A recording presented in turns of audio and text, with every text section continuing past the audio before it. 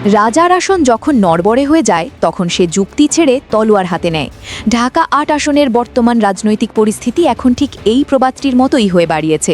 বিএনপির হেভিওয়েট প্রার্থী মির্জা আব্বাসের সাজানো সাম্রাজ্য কি তবে একজন তরুণের উত্থানে তছনছ হয়ে যাওয়ার পথে? ঢাকা ৮ আসনে জাতীয় নাগরিক কমিটির প্রার্থী নাসিরউদ্দিন পাটোয়ারির ওপর বারবার হামলা এবং একই সময় দেশের ৬টি জেলায় নারীদের ওপর নেক্কারজনক হামলার ঘটনা এখন টক অফ দ্য কান্ট্রি। বিশ্লেষকরা বলছেন এই সহিংসতা কোনো বিচ্ছিন্ন বিষয় নয়, বরং এটি একটি চরম রাজনৈতিক হতাশার বহিঃপ্রকাশ। নাসিরউদ্দিন পাটোয়ারির ওপর হাবিবুল্লাহ বাহার কলেজে যে নেক্কারজনক হামলা হয়েছে তার ধরনটি অত্যন্ত উদ্বেগজনক।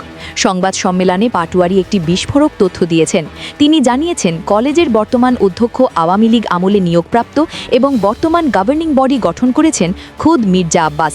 অর্থাৎ ৫ই অগস্টের বিপ্লবের পরেও এই প্রতিষ্ঠানে আওয়ামী লীগ এবং মির্জা আব্বাসের একটি অঘোষিত সিন্ডিকেট সক্রিয় রয়েছে।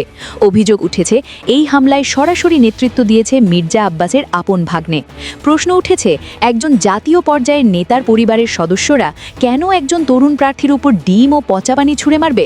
রাজনৈতিক পর্যবেক্ষকরা বলছেন পাটোয়ারি যখন কলেজে গিয়ে প্রশ্ন ফাঁস ও দুর্নীতির বিরুদ্ধে কথা বলছিলেন তখনই মির্জা আব্বাসের দীর্ঘদিনের সিন্ডিকেটে আঘাত লাগে।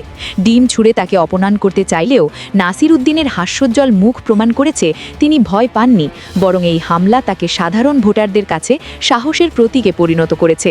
কিন্তু ঘটনার গভীরতা এখানেই শেষ নয়।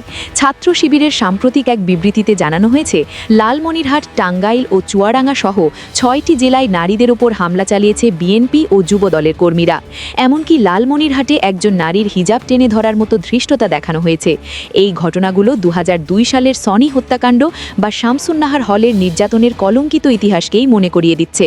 ভোটের মাঠে নারীরা যখন সবচেয়ে বড় শক্তি, তখন এই ধরনের নারী বিদ্বেষী আচরণ মির্জা আব্বাসের সাম্রাজ্যের পতনকেই ত্বরান্বিত করছে। জনগণ এখন প্রশ্ন করতে শুরু করেছে ক্ষমতায় যাওয়ার আগেই যদি এই অবস্থা হয় তবে ক্ষমতায় গেলে পরিস্থিতি কতটা ভয়াবহ হবে? নাসিরউদ্দিন পাটোয়ারির ওপর হামলার পর পাল্টে গেছে মাঠের সমীকরণ। তার সমর্থনের ঢাল হয়ে দাঁড়িয়েছেন গণ অভ্যুত্থানের শীর্ষ নায়করা। নাহিদ ইসলাম, হাসনাত আবদুল্লাহ এবং সাদিক কায়েম এক সুরে মির্জা আব্বাসকে যে বার্তা দিয়েছেন তা মতিঝিলের রাজনীতিতে আগে কখনো শোনা যায়নি।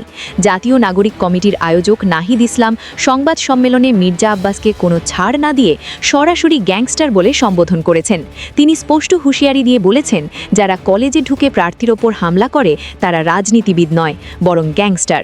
এই সাহসী শব্দচয়ন মতিঝিলের রাজনীতিতে তরুণ প্রজন্মের সরাসরি লড়াইয়ের এক নতুন বার্তা দিচ্ছে। অন্যদিকে হাসনাত সামাজিক যোগাযোগ মাধ্যমে একটি যৌক্তিক প্রশ্ন তুলেছেন। তিনি জানতে চেয়েছেন যারা ক্ষমতার ছায়ায় থেকে হাজার কোটি টাকার মালিক হয়েছেন তারা কেন আজ একজন সাধারণ মধ্যবিত্ত ঘরের ছেলেকে এত ভয় পাচ্ছেন? হাসনাতের মতে নাসিরউদ্দিনের সততা মির্জা আব্বাসের পেশি শক্তির চেয়েও বেশি শক্তিশালী। এরই মধ্যে ডাকসু ভিপি সাদিক কায়েম প্রশাসনের ভূমিকা নিয়ে প্রশ্ন তুলেছেন।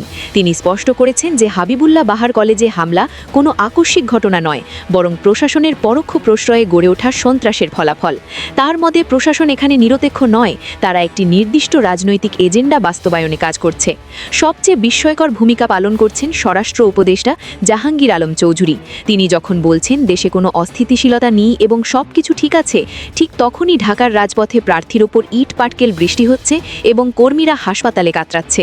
বিশ্লেষকরা বলছেন স্বরাষ্ট্র উপদেষ্টার এই সত্য অস্বীকার করার প্রবণতা অপরাধীদের আরও বেশি বেপরোয়া করে তুলছে। তবে নাহিদ ও হাসনাতের মতো তরুণ নেতারা জানিয়ে দিয়েছেন প্রশাসন ব্যর্থ হলে রাজপথেই ফয়সালা হবে। এই প্রত্যয় প্রমাণ করে যে তরুণরা এবার আর কোনো রক্তচক্ষুর কাছে মাথা নত করবে না। পুরো ঘটনা প্রবাহ বিশ্লেষণ করলে দেখা যায় মির্জা আব্বাস ভেবেছিল ভয় দেখিয়ে পাটোয়ারিকে মাঠ ছাড়া করবেন, কিন্তু ফলাফল হয়েছে ঠিক তার উল্টো। ডিম ও পচা পানি ছুঁড়ে মারার রাজনীতি পাটোয়ারিকে ভুক্তভোগী থেকে জননন্দিত নায়কে পরিণত করেছে। 12ই ফেব্রুয়ারির নির্বাচন কেবল একটি আসনের জয় বা পরাজয় নয়, বরং এটি হবে পেশি শক্তি বনাম তরুণ প্রজন্মের লড়াইয়ের এক চূড়ান্ত পরীক্ষা। প্রিয় দর্শক, আপনাদের কি মনে হয় মির্জা আব্বাসের পেশি শক্তি কি পারবে তরুণদের এই জোয়ার থামাতে, নাকি নাসিরউদ্দিন পাটোয়ারি মতিঝিলে এক নতুন ইতিহাসের সূচনা করবেন? আপনার মূল্যবান মতামত কমেন্টে আমাদের জানান। ভিডিওটি ভালো লাগলে লাইক দিয়ে শেয়ার করুন এবং আমাদের পেজের সাথেই থাকুন। ধন্যবাদ।